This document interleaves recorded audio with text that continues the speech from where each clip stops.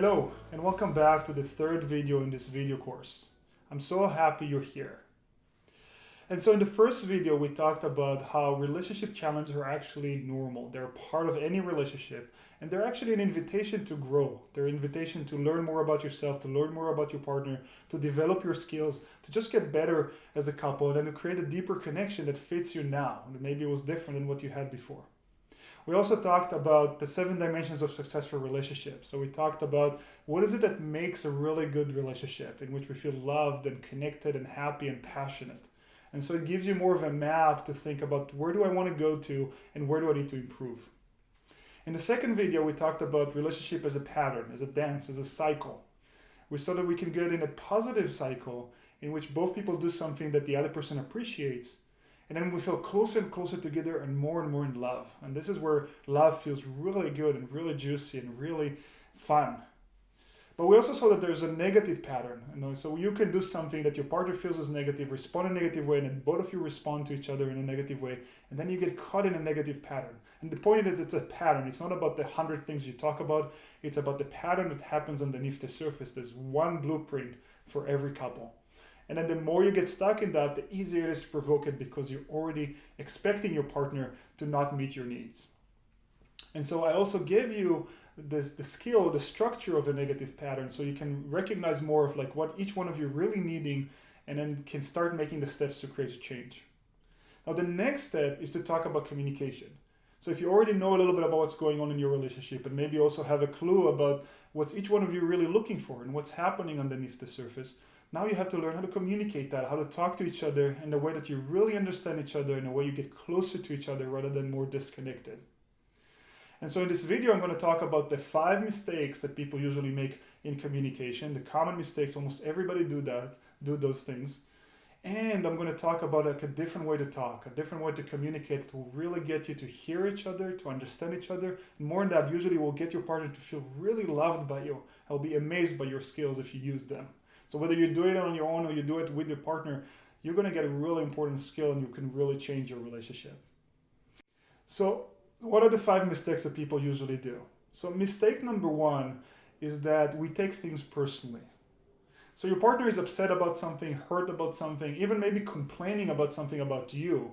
And then of course, naturally, all of us go into this place of like thinking inside, or you're telling me that I'm doing something wrong. So you're telling me that I'm doing something wrong, there's something wrong about me. And when I think that way, of course I get upset, of course I get hurt, and I get defensive. And I get defensive means my partner gets defensive, and then we're in the negative cycle again. And instead, what I'd like you to understand is that when your partner says something to you, it's not really about you, even if they're using the words that it's you. Okay, it's not really about you. What they're telling you is I need something. They're telling you there's certain feelings and certain emotional desires and needs that I have that I really like you to meet because that makes me feel really loved.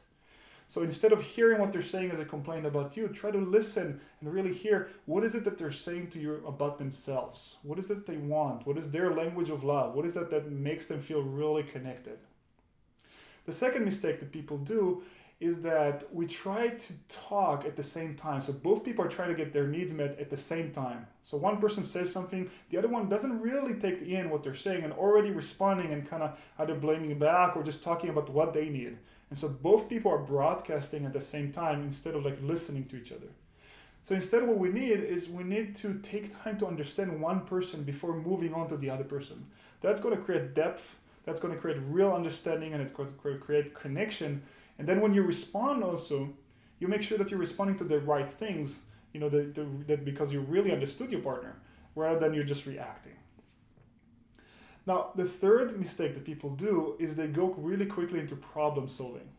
So your partner says something, they're unhappy with something, they want a certain change, and then so inside of yourself, you immediately go like, okay, there's a problem, what's the solution? Because I don't want to be unhappy, I don't want my partner to be unhappy, so let's find a solution.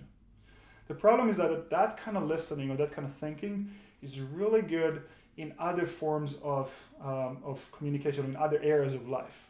Like when you're at work, for example, when someone comes to talk to you about something, a lot of the time they do have a problem and they want a solution. But that doesn't actually work that well in an intimate relationship. In intimate relationship, the main question we ask ourselves is, do you understand me? Do you get me? We're looking to feel heard and feel understood.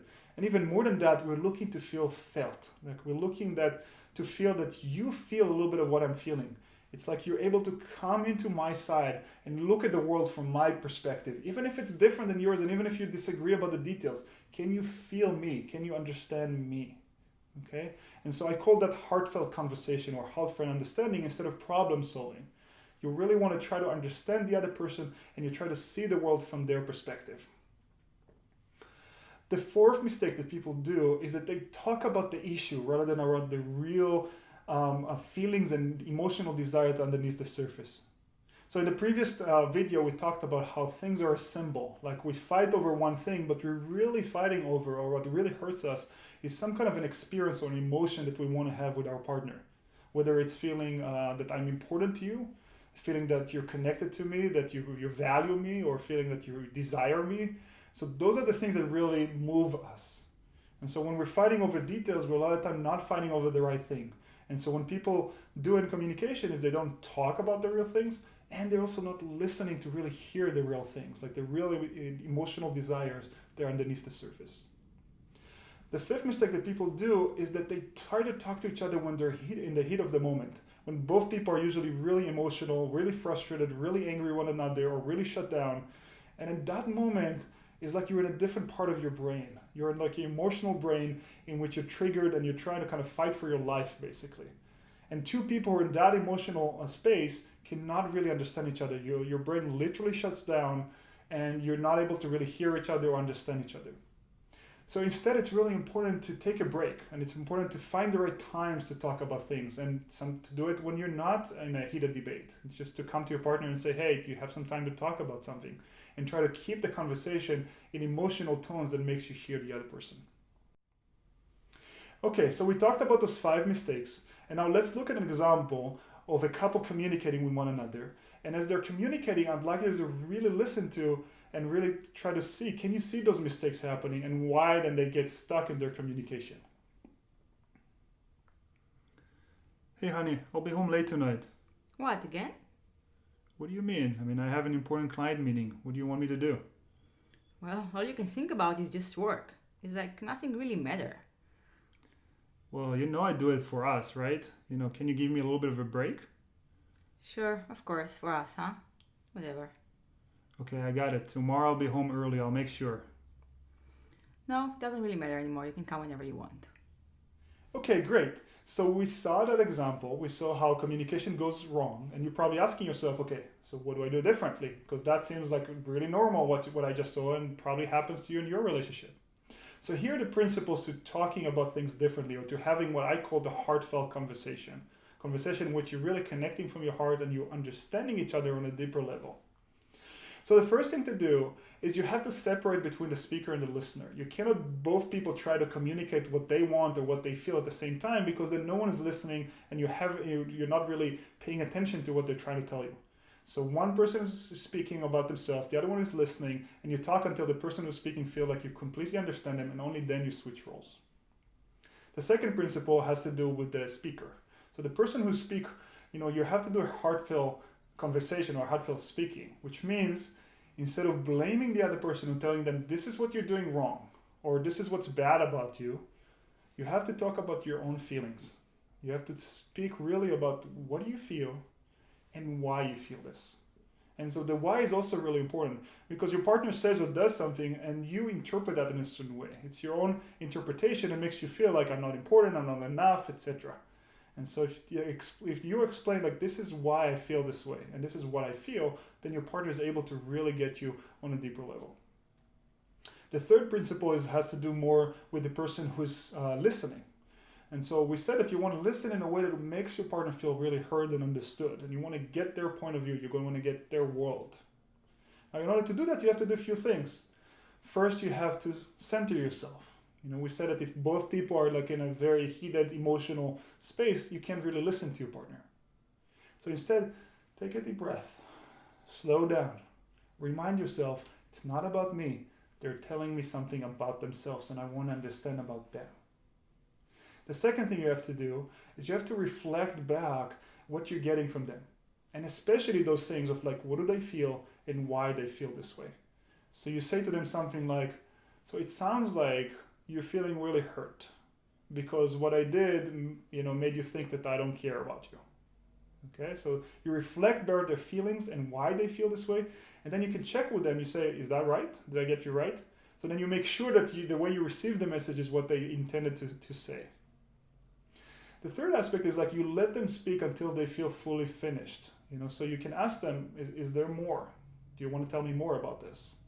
Until they feel like you really got them and they say like, no, there's no more. And then the final step is like, if you heard all of that, find a way to connect to what they're saying. You might be disagreeing about a lot of the details of what happened. You might be even disagreeing about what you did and how they saw you. But can you come to their side and say, yeah, okay, I can see that from your perspective, I can see why you feel this way and why you react this way. In your world, it makes sense, even if it's different than mine. Because then your partner really get that you're on their side and you can get them. Okay, so now that we talked about how to talk about things, let's look at an example. Let's look at like the same conversation could be done differently. And then I would like you to really see like what are the skills that the people are using in order to do a different conversation. Hi, honey. Do you have a moment to talk about something? Sure. What's on your mind? Recently you have been working really, really hard, and I do really appreciate that. But we feel like we are not really spending much time together. Yeah, you're right. I mean, I haven't been much around, less than before, and it sounds like it's a little frustrating for you. Yes, it is frustrating for me. I'm just starting to feel, lonely, and it's another priority for you. It doesn't really feel good. Oh, okay. And so what you're telling me is that it starts to really feel lonely, like you're not important to me. Yeah. It's not just about my work, it's about us. Right. Okay. And so I hear that, and it's not really what I want. But can you tell me more about that? Anything else about this? Yeah. It's not just that you come home late, but it's also that you think about work constantly. Like, you're always with your phone, you always kind of like talking about things that happen at your work, and like nothing else really matter. Okay. So I get it that it's not just about my work and how and when do I come home, is also that I'm not so present with you. When I come home, I'm still thinking about work. Yeah, exactly. Okay, I can see how that could be frustrating. Yeah, it is. Something else about that you want to tell me?